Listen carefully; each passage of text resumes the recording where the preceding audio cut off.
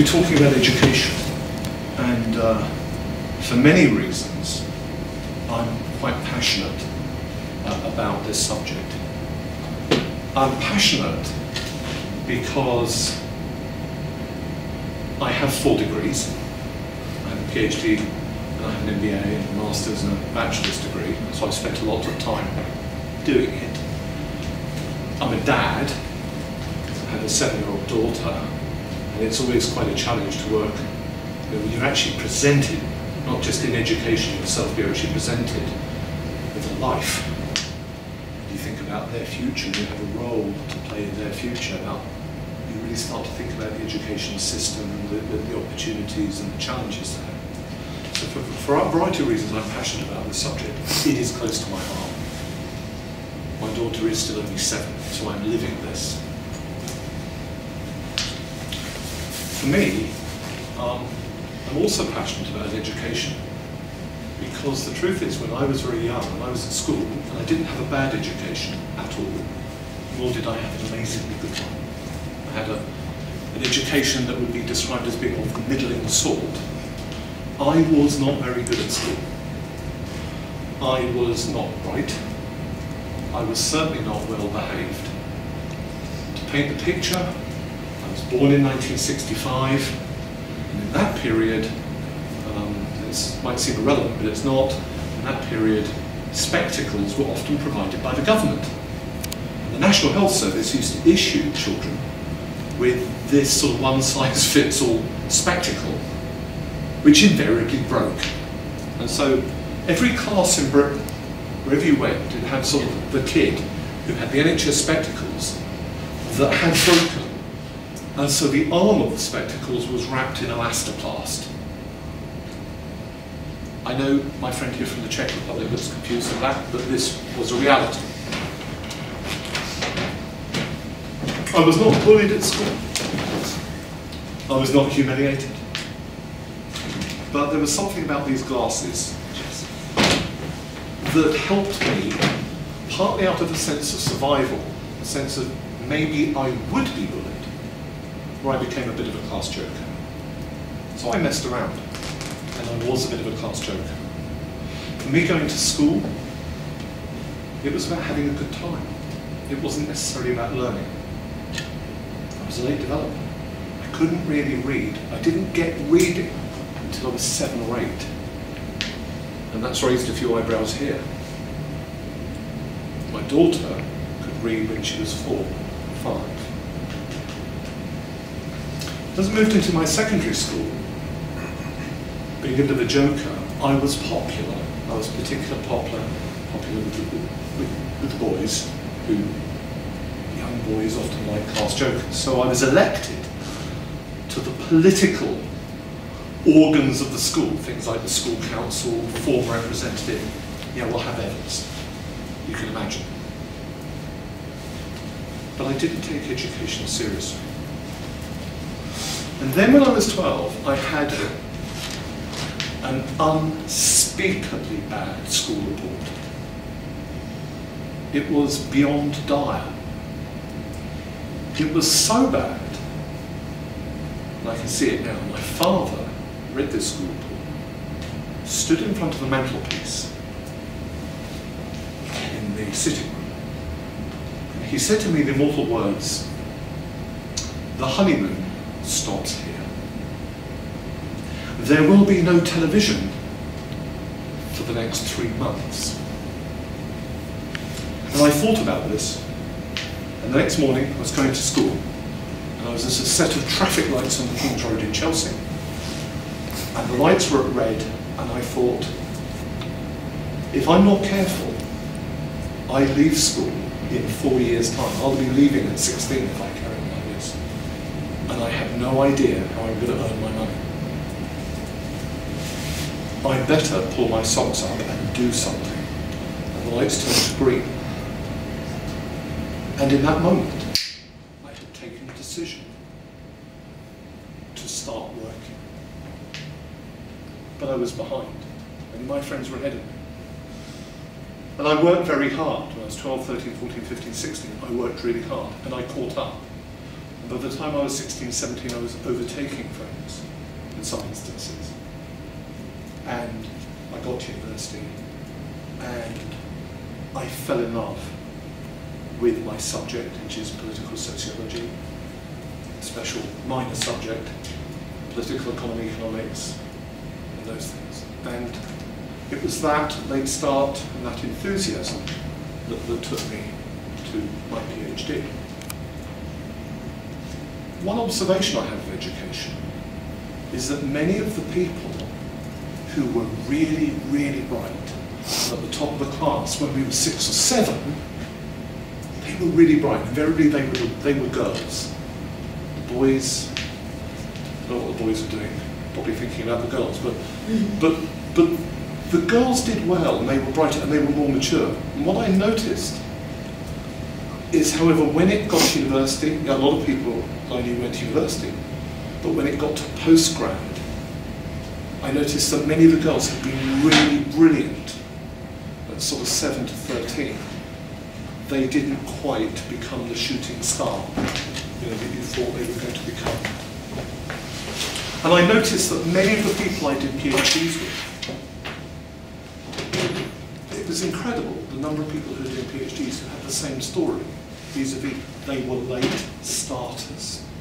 They were not brilliant when they were 5, 6, 7, 8, 9, or 10. They got this fire in the belly, this enthusiasm, this desire for educational success later. Now, I'm a great believer in lifelong learning. I don't think that education is simply about school, or as I'll explain later, home education, home school. I don't think it's about something that just should take place between 5 or nursery school at 2.5 or whatever it might be and 16. I think education is truly, or should be at its best, a lifelong journey for those who want it. But having been in education quite a lot, and having thought about my own journey, I have thought about the journey of others.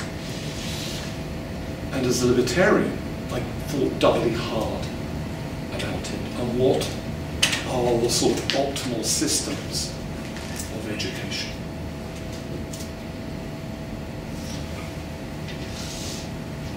Murray Rothbard says in his essay, The Anatomy of the State, that the king alone cannot rule. That if you're the head of the tribe or the government, whatever political entity is running your tribe or your society, the king alone cannot rule. The king needs people, needs nobles, needs nobility, needs allies, people who can be bought off with degrees of taxation. But above all, the king needs intellectuals. The king needs an educational intellectual apparatus, a group of intellectuals who might not say that the system is the most benevolent or best, but will provide justification why, at the very least, the system is inevitable. Anthropologists will tell you, if you think of primitive societies, who, if you have the chief, who is usually the closest person to the chief? It's the witch doctor. If you think about it, the witch doctor isn't just in charge of medicine. They're in charge of an entire belief system that impinges on, yes, sometimes medicine, certainly religious views, but all those epistemic ideas that contextualize the tribe and certainly the leadership. When in the 16th century, in Britain, we had the rise of the biomedical paradigm and the rise of really modern medicine, the king very quickly moved to legitimate the Royal Society of Physicians, or the Royal Society of surgeons, or indeed bringing the scientists into the fold of the state, issuing them patronage, bringing them into the Royal Society.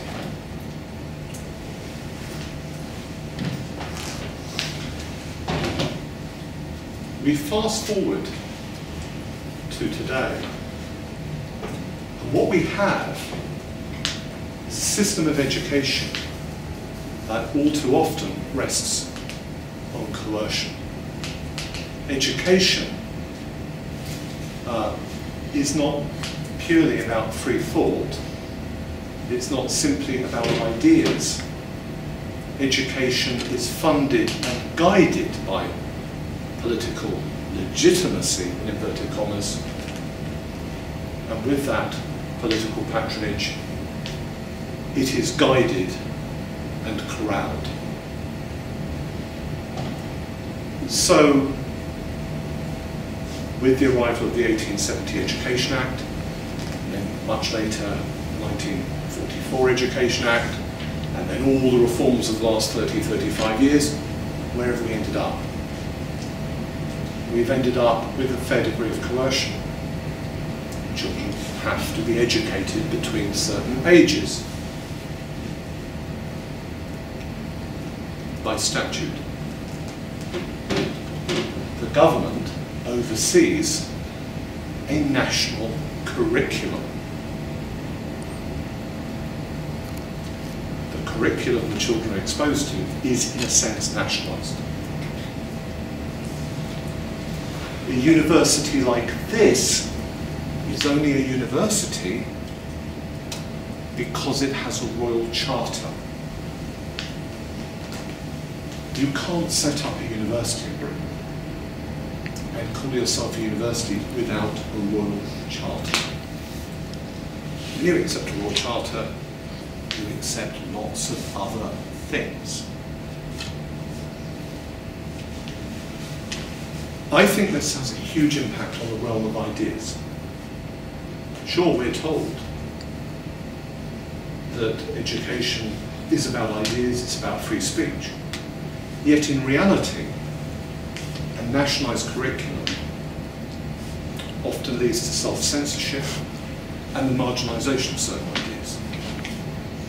I said last time I was here that economics students are taught a rather narrow view, in my view, of economics. They're taught that economics is essentially a mathematically based subject.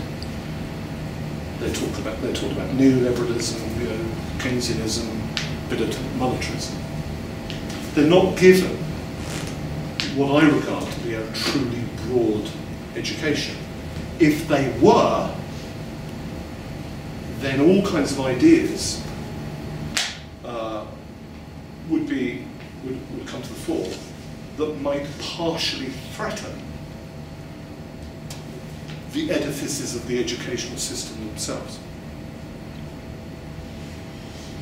I've already questioned the Royal Charter of this university, for example. And of course I can, to 20 students, in a lecture theatre, in an evening. But Rothbard isn't on the curriculum. These ideas remain esoteric. They're not actively discussed. Believing in lifelong learning, I got my MBA just over a year ago. And it really struck me that at the end of my course, I could actually ask all my fellow students, many of whom were in their 40s and 50s, many of whom have been senior managers and done extraordinary things in their careers and were clearly going to go on to do extraordinary things in business. If I said to them, what is the essence of a free market? What is the nature of business? None of them would have been able to say, well, it's probably individual liberty, private property rights in and of the person, etc., etc. They would have talked about stakeholders, they'd have talked about issues of social justice in business, they'd have talked about how business profit is one thing, redistributive welfare on the other hand, and it's all fine to talk about that. But my point is they weren't able to perceive these other elements of what I think is a broader and interesting conversation. Curricula are closed down, they're narrowed, they're often self-censored within institutions that don't think it's appropriate to rock the boat, or certainly jeopardise upsetment from their funders and political masters. So I think there's a lot of failure that occurs in the state system we have. I think a lot of children, a lot of people are in education more out of sense of legal coercion than necessarily a desire to learn at that particular time in their life. And what I'm really interested in as a mental exercise is thinking through what might a free market in education look like? What might be the consequences of a truly privatised education system? I believe in high standards. I am passionate about education, and education for as many people as possible. But because of that, I'm also quite passionate about thinking through the free market.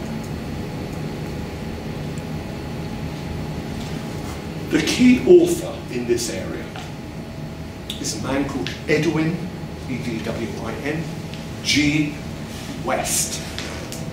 Edwin G. West. He is the main libertarian theorist and writer on education and its history. He died a few years ago, very prolific man, wrote many articles, many books. And there is a centre that is dedicated to his life's work. It is called the E.G. West Centre, which is it's a centre within the Department of Education. It's an adjunct centre to the Department of Education at the University of Newcastle. And what E.G. West invites us to do is to think about state education, coercion, sometimes unruly classrooms, low achievement, monopoly professionals who are in things like the National Union of Teachers, nationalised curricula, state funding, and he asks the question, could we not do better? What might better look like? Because let us be clear, in this country at the moment, we have a fairly polarised, certainly primary and secondary school education setup. I went to an inner London comprehensive. In its day it was quite notorious. My daughter goes to a pre-prep and prep school in the private sector, and she will probably go to an independent secondary school. Often our state sector underperforms. It's a caricature, and often caricatures are dangerous, but the caricature of the worst state schools are unruly behaviour, disinterested children, truancy, bunking off as they call it, and all those problems. Right at the other end, you've got the independent sector, and there the caricature is, it's Eton, it's Harrow, it's Winchester, it's Marlborough. These are stunning buildings. Every year I go and give a lecture at Wellington College, and I always love Wellington. I arrive in my car in these palatial grounds, and I seem to be driving. It's like you're going across the Arizona prairie, as you're going across cricket, cricket ground, rugby, and you go, and it's endless greenery and trees, and then there's a little folly, and then there's a little rivulet, and eventually in the distance you see the school. And you have these absurd disparities. You kind of got the caricature of bogs down comprehensive at one end, and these palatial residences, schools at the other end. When you dig down, how is it that we end up like this? Then you find a typical corporatist crony capitalism at work. Let me whet your appetite. Let's imagine you, my Spanish friend, you want to set up a school in England, okay?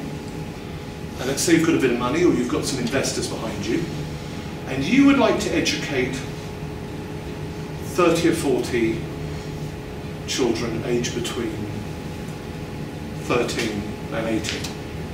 And you would like to you'd like to buy a building, let's say in London, and you'd like to run this education establishment. Well, you can't, because you need a particular kind of planning permission.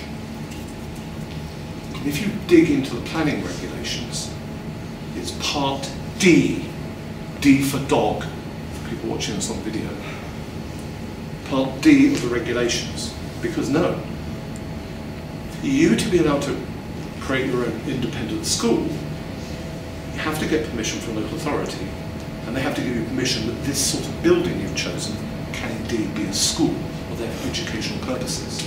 Now, of course, it's local authorities, or used to be traditionally through local authorities, that many schools are funded and organised. So why would the local monopolist, the local government, want to allow you, a new market entrant, into that marketplace? Answer, they don't. So you tend not to get your planning permission. And there is another group that are quite happy for this system. They are the expensive and palatial traditional public schools, the independent schools. One of the ways, if you're running Harrow or Wellington or whatever, one of the ways you differentiate from the rest of the market, you can't just do it by people getting good A-level results. There are many schools that will do that, and it's not just through the traditional left's view of social connections and network. One of the ways you differentiate is by providing something that has wow factor for mummy and daddy on the prospectus. You differentiate by having those acres of beautiful land, fabulous Georgian or older buildings, for example at Wellington. You don't hear the private education sector in this country, the private schools, saying, we want a more competitive education market. Get rid of Part D planning regulations. Because if you did, those businesses would have to think slightly more stringently in terms of the real issues of cost and competition that relate to all those beautiful trees and land and palatial buildings, etc. So there is a bit of a conspiracy, a bit of a loving between Britain's private, so-called private education sector and the local education authorities and the state schools. But what would a real market look like? Well, it would be incredibly diverse, wouldn't it? And yes, there would no doubt be a market for your very expensive and very beautiful public schools. There are mummies and daddies out there who do like a fine Georgian building. But there are lots of other parents, I'm going to suggest, who would want something in between the inner city comp and the palatial existence. They would want something that I'm going to call, and it is popularised by the E.G. West Centre at the University of Newcastle, as led by Professor James Tooley, something we might call high-quality private education for the poor. Because I really like the idea, and I think a lot of customers, consumers, would really like the idea if we demonopolise this market, and if you could buy a building, and if you could set up a high-quality, low-cost competitor to all the others in the market. It is fantastic if we use an analogy of food, I tell you, I've eaten in some of the world's best restaurants, as you might tell. But it is fantastic to dine somewhere in London like the Gavroche, a 2-star or a 3-star Michelin restaurant. Okay? And it is no doubt great if you're homeless in St James's Park to have a Salvation Army soup kitchen. But there is a lot in between. Pizza Express, McDonald's, and a world of restaurants. If British education at the moment was thought of in food terms, then it's almost as if your comprehensives are providing somewhere between McDonald's and a rather poor Pizza Express, yet everyone in the private sector is erring towards the 2- and 3-star Michelin restaurants. The market is organised in such a way that that great bulk of real demand is ruled out, often through planning and funding, and indeed, to extend all that, through nationalisation of curriculum. Because I would imagine in your school, you might want to provide students with a good and rounded liberal education. And it might be that you think you can do better than the Department of Education's A-levels and their curriculum. Why couldn't you have the right in the market to work with a network of other schools and create bottom-up your own curricula and indeed examinations to exceed these things? I am whetting the appetite. Most important, why do we simply think about education in terms of children? You know, it's almost as if often the Department of Education thinks of education as something where you just corral children and put them, while mum and dad goes off to work to pay taxes to the government. It's almost like there's almost sort of an age group prison camp mentality about these places. For me, okay, I didn't read till a few years later, and I didn't really pay attention to the light turned green. Dad had had a few words, and I was 12. Not got there. When I'm 60, quite a few years away, guys. When I'm 60, I would love to take more time out, another year out, or something, and do something completely different, like a master's in history of art. Why do we have to be corralled, coerced, controlled? Why do we need these planning laws? Why do we need these nationalised curricula? Why do we need the narrowing of subjects? Why don't we, as I think Nancy Tung said in a slightly different context, why don't we let 1,000 flowers bloom? Now, what's really interesting about the E.G. West Centre at the University of Newcastle and the team there, brilliant academics, people like Dr. James Stansfield, James Julie I mentioned already. What's really interesting about them is that they have spent years researching the education market, not in Europe, not in Britain, but in exciting and dynamic markets like Brazil and like India and parts of developing Africa and elsewhere. What they found is that often government schools are so poor, things are so disorganized in the public sector in many of those countries, that what you have is a burgeoning private school sector for the poorest. And that from that sector are now coming major corporations. Corporations who are indeed buying up the European and British markets.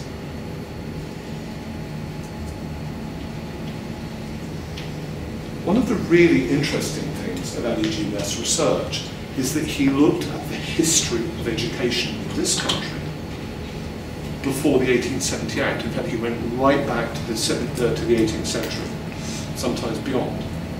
And he looked at lots of research to do with people's literacy rates. And quite remarkably, he found that in some instances, before the state became so heavily involved in education, It's always been involved, sadly. It's been involved since the 15th century at least. But if you go back, you'll find that by social class, literacy rates, for example, in the late Georgian period, were pretty much where they were by social class under John Major's administration and then the incoming Blair government. For all the billions spent, for all the planning laws, for all the national curricula, for all the corralling, the cajoling, the coercion, the largesse of the state, very little progress had actually been made in real terms on basic things like literacy. It's just that back in those times, education was involved more fluidly. So in a place like my street in London, it might be that there's an old woman in the street who would be well educated. My wife and I might go to work. This woman in that time might decide indeed to create a school in her house. And therefore literacy was built informally, bottom up. And we might pay her a little bit of money each month. And so might 20 or 30 other parents in that street. There is an informal tradition. There is a market, a nugget of market history. And E.G. West is the key academic who exposes that and talks about it. And today, particularly in the developing economies, there are, as I say, proven ways of operating. There are brands that are starting to make private education for the poor work. What I would like, as someone who's passionate about competition and high standards, I would like those companies to be able to come into Britain and to enrich our education market in a way that in my father's lifetime, my father's still alive in his early 80s, but he was born in 1931, during the course of his adult life, the restaurant market has grown and thrived. And therefore the food is generally better in this country. Generally. I hope that's been controversial. I hope it's whet the appetite. I hope that you have some questions. But my key messages are deregulate, more competition, move away from this bipolar model of expensive, rather palatial private education and rather substandard, often state education. Shake things up, break down the barriers in the curriculum, go for much greater diversity, and let's just have new ways of operating to drive standards up, bottom up. Thank you very much indeed.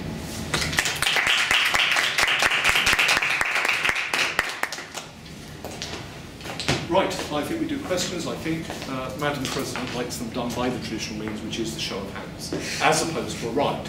You, sir, were the first person to twitch.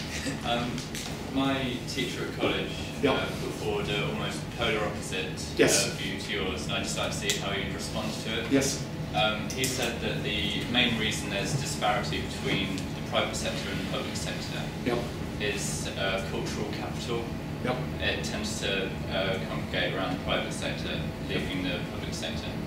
And he also said that there's inefficiencies due to competition between other schools, because the state sector has tried to introduce competition, so resources haven't been spent on directly teaching students. It's been spent on advertising and trying to get parents to send their child to that school. Yep.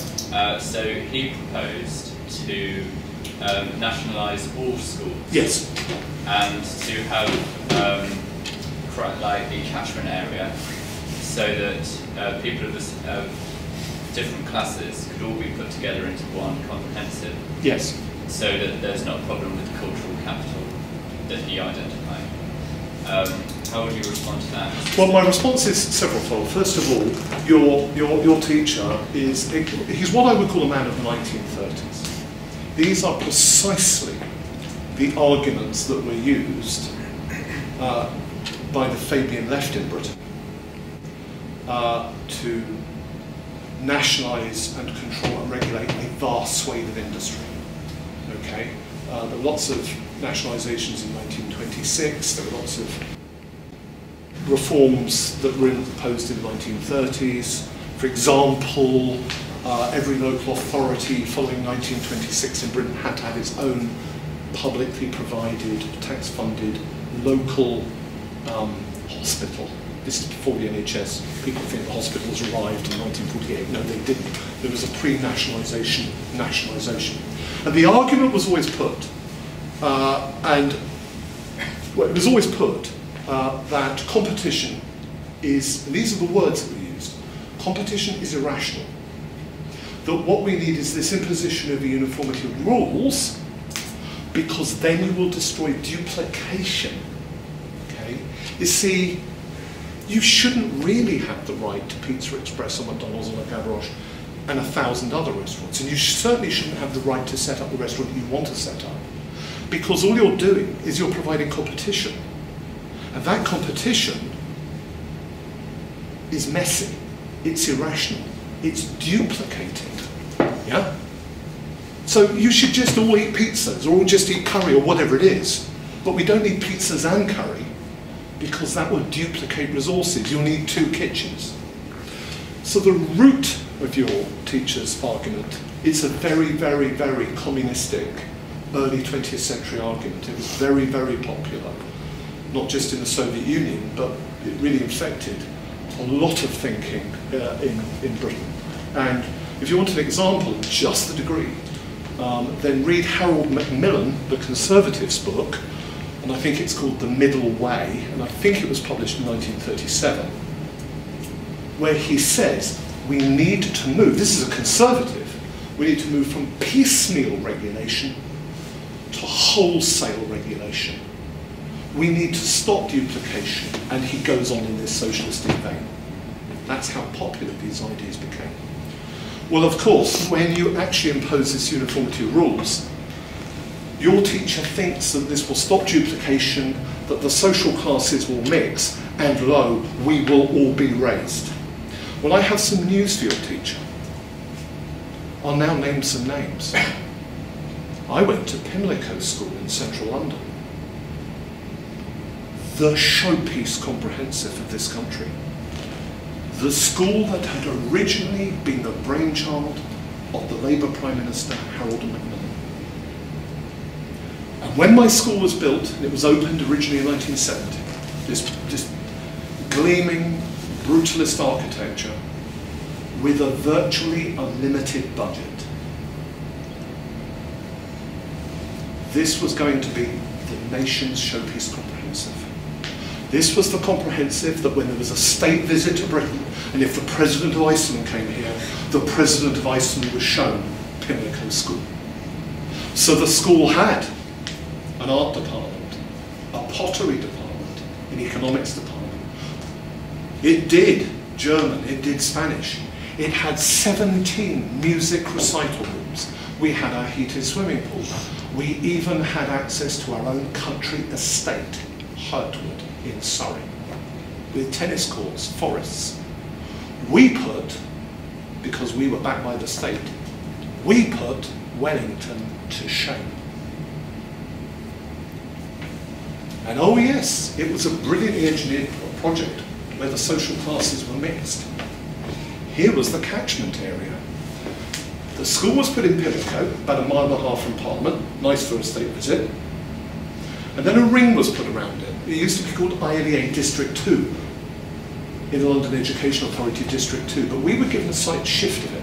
So our catchment area, and if anyone is familiar with the geography of London, I'll forgive you if you start to laugh, we were given Pimlico and Belgravia, just to include the diplomatic community, then all the wealthy of Chelsea, then we came back to Sloane Street, went up the Edgware Road, no one off any of those roads could go, went all the way up, circled Hampstead, just to make sure we got the North London Labour Party intelligentsia on board, then it came down Edgware Road, and then it just went south of the river, through Killington and Stockwell, and it circled Brixton.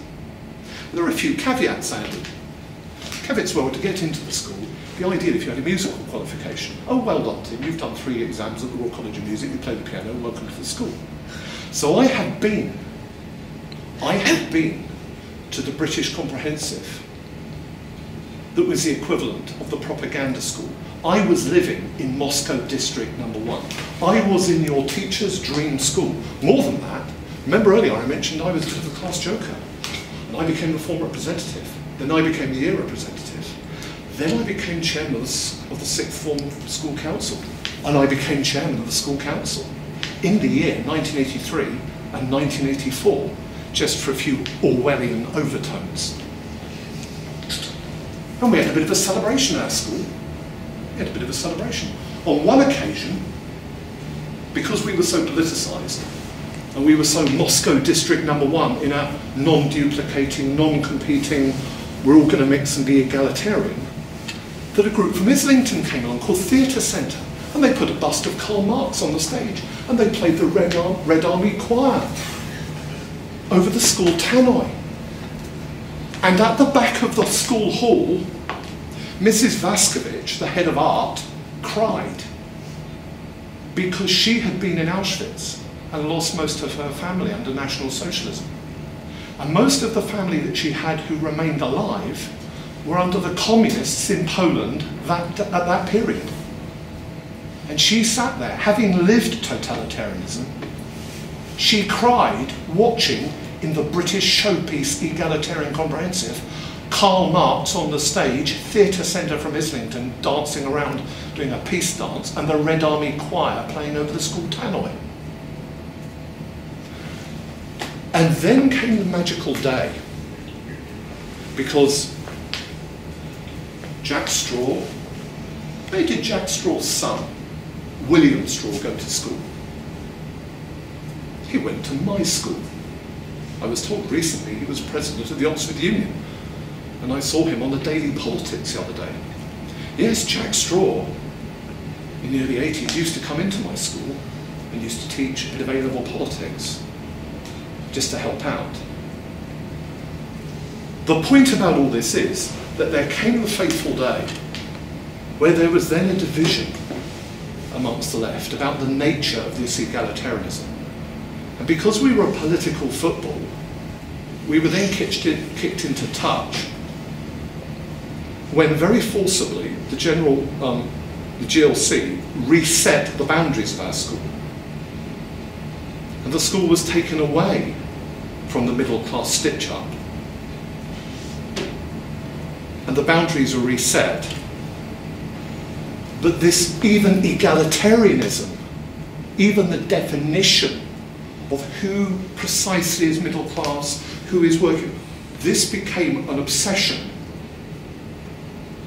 a plaything of different factions of the Labour left. And having left the school, gone on my merry way, partly to liberate Czechoslovakia best as I could, now in Slovakia, I watched the school go into the mire. It just sank. And the last time I looked, about 4 years ago, it was on Report or something, or Special Measures. And a couple of years ago, I think it became an academy. Private investors had stepped in, and now standards slowly being raised. When you politicise education, and let's be clear, and you say, we will not allow duplication and competition, that we're going to politicise it. No, sir, you cannot open Pizza Express. You cannot open a curry house or whatever you want to do, yeah?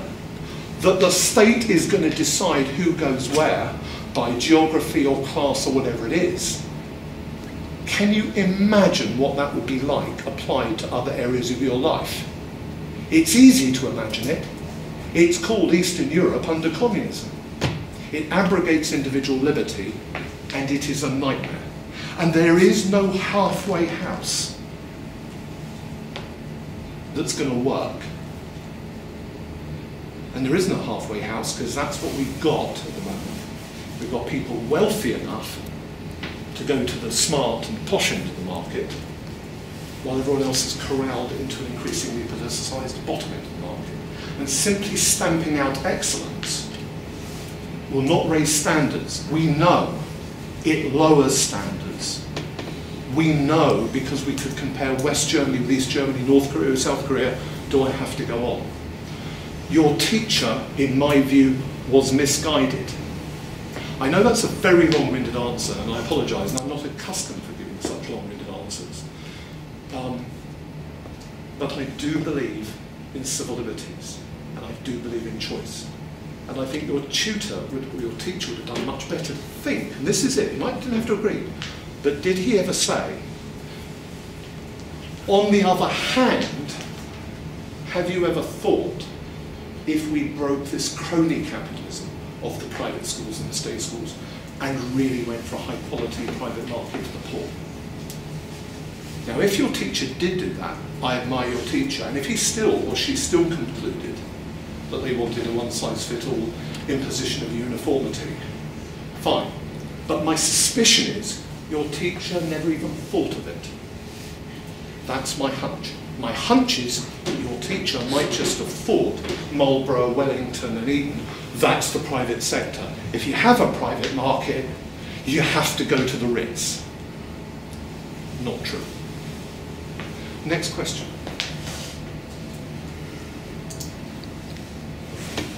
Yes? In contemporary theories of justice, I'm taught that the diversity actually, it threatens the equality of opportunity of the children, because they're giving, their life chances are too diverse for reasons that are beyond the children's control, and that is unfair, and we, as a society, we have to control for that. So that diversity is actually undesirable. Would you say that it is the equality of opportunity that is not a worthy concern?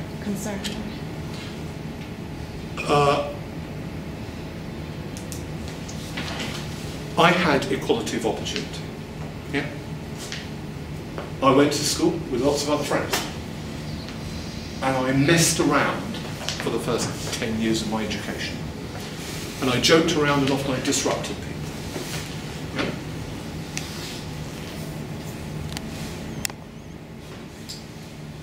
The right to education didn't help me.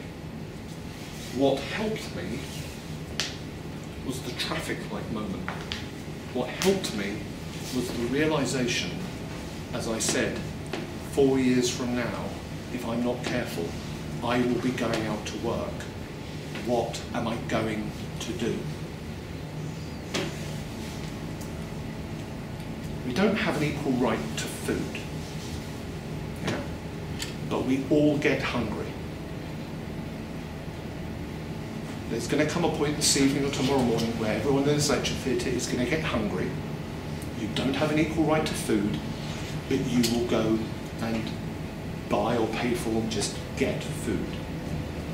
It's the same with children, and it's the same with adults, with education.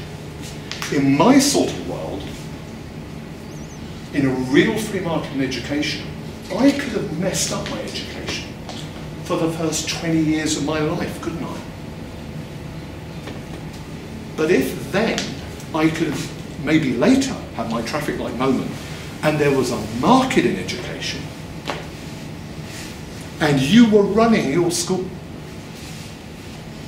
or you were running a part-time school in my local high street where it was like a private, cheap but really high quality and proven night class, even if I'd messed up for the first 20 years,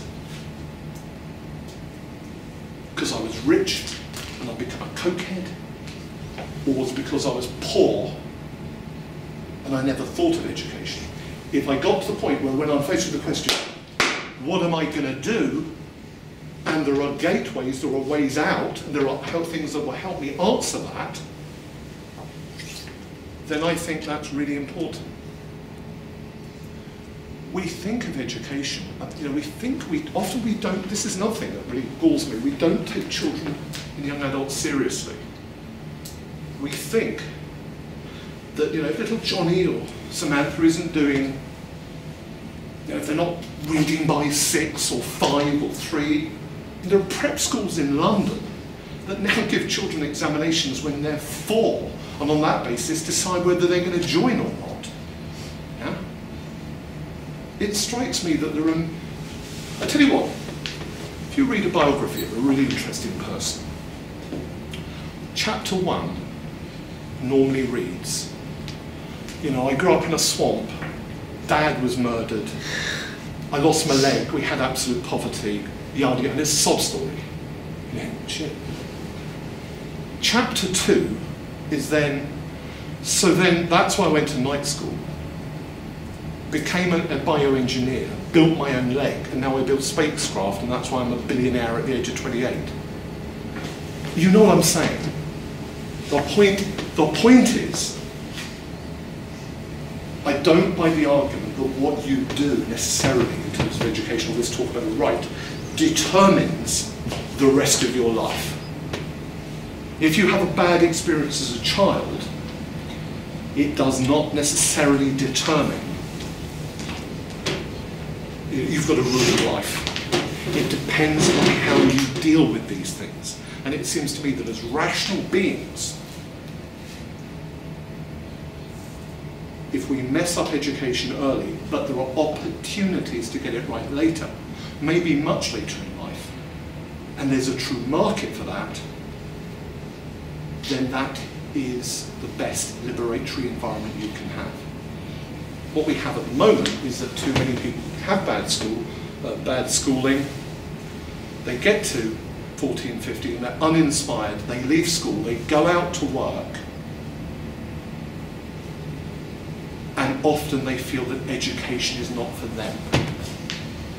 I think that says more about our society and our attitudes and the market of education we have, and I think we can do it better.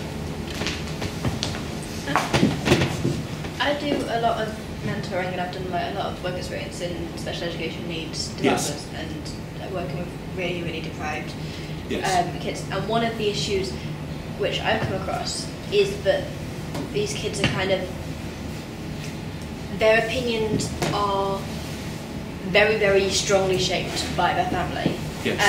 And these are quite prejudiced and bigoted opinions, and they are driven by their family down a very, very narrow path. Yep.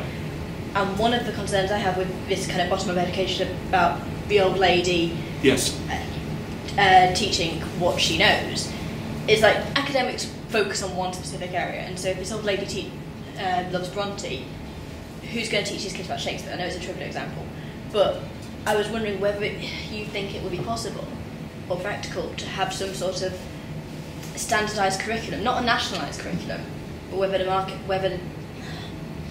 you think the market would have be able to provide a standardised curriculum. I think what would happen over time is what would emerge bottom up is that the market would discover problems like it's not really good to seemingly get an education from a Bronte-obsessed old lady. You know, there would be a witch report that would go out, or there'd be a column in the Daily Mail. 90% of children who go to Bronte-obsessed old ladies don't become, astrophysicists. Shock. What would happen is, to be serious, the market would discover, this is what markets do. They were put, quite frankly, over time, the old lady with the Bronte obsession out of business. There would be someone who would come in the local high street, or you with your building, or whatever it might be. Yeah. And they would advertise, and they would market, and they would sell a more rounded, dare I say, more competitive curriculum. What would come from that, I think, is that standards, even including examinations, entire examination systems would be born bottom up. Yeah. And I chose restaurants very carefully because we talk about the Michelin standard.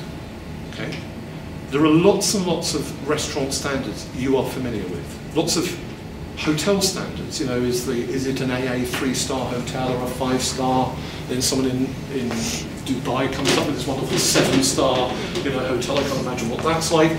You have your Michelin stars, you have your whatever, there's a rosette system. What you have is a market in accreditation and standards. Now what you don't have, thank goodness, is ministers kicking around AA 4-star hotels, 3-star Michelin restaurants, 1-star, who's got a rosette, oh my goodness, we must not allow a 7-star hotel in Dubai, or whatever. No, these standards can emerge bottom up, and they can raise standards. It's why restaurants and hotels today in the world are generally so much better than they were 50 or 100 years ago, and they're available to so many more people. So and often the hotel trade creates its own food hygiene standards and all kinds of accreditation systems. I think it's better to have these things emerge bottom up than to have people like Michael Gove, and all kinds of other people who are pandering to sections of their electorate. Can we get another 5% of Tory voters to vote for that little prejudicial issue? I think that's quite sad in comparison. Imagine if we had Michael Gove running, or the government running hotel standards. Yeah? If you think that that's a bit of a giggle, yeah? Here's one. Can you imagine what it would be like if the government ran your haircuts to a national haircut standard? Or even worse, local government? And then you start to say. No, I understand that. One of the concerns I have with that is the amount of time that takes. And would it be would you ever see a role for the government in kind of speeding up that process? No, you cannot. And let's be clear, we have spent my entire adult life and my childhood and decades before I was born having education and its standards and its organisation as a political football. There was the other night an incredible BBC documentary, I think it was Melvin Bragg, who was interviewing people who had been in British schools, grammar schools and secondary modern schools in the 50s. And they were having exactly the debate about standards, the class system, how do you, who's going to be vocational, who's going to be academic, what is vocational, and they were trying to centrally plan the conversation as if there's a one-size-fits-all truth there. Lo, the minister with his or her super-inspired, godlike bureaucratic brain has found the perfect education system. It ain't ever going to happen. Because humans are subjective. We're all subjective. What you think is good education will be different to what my friend Doug Campbell will think. Everyone will have different opinions. Do you like pizza? Don't you like pizza? Do you like curry? Don't you? We all have different opinions. Other twitchers. I'll take two more twitchers. I'll take you, sir. Go for it. Sorry, I find your, as you just mentioned there, views on this concept of choice are kind of really enlightening. Because I went to a Montessori type nursery when I was a child. One of the problems that I do foresee, though, is this concept of choice of education, perhaps dependent on the family. So you need to kind of have in statute that education is required for certain ages of children. Obviously, this was put in to stop parents deciding it was more profitable for them to send their child into the factories or onto the farms than to put them in education, right? This concept came in. For that, ultimately you need to be able to take the financial burden off the parents. Okay. And that's why we have, at the very minimum, even with your example, I would see you need to have some sort of public school for at least the beginning years. Okay. By the way, glad you went to a Montessori school. I will confess to camera, my wife and I chose a Montessori school for our daughter's nursery education because we thought it was the most inspired and insightful form of education, particularly for very young children. So anyone who happens to watch this video and is interested with education and different philosophies of education and doesn't want to stick to national curriculum and all that, I think the Montessori model is stunningly good and brilliantly well researched, and thumbs up for Maria Montessori. I want to play a game with you, and I'm playing a game because it's a good way of learning, and this is being videoed. Let me ask you, what is the thought experiment? What would happen, and I'm being serious, if there was no statute on education? What would happen?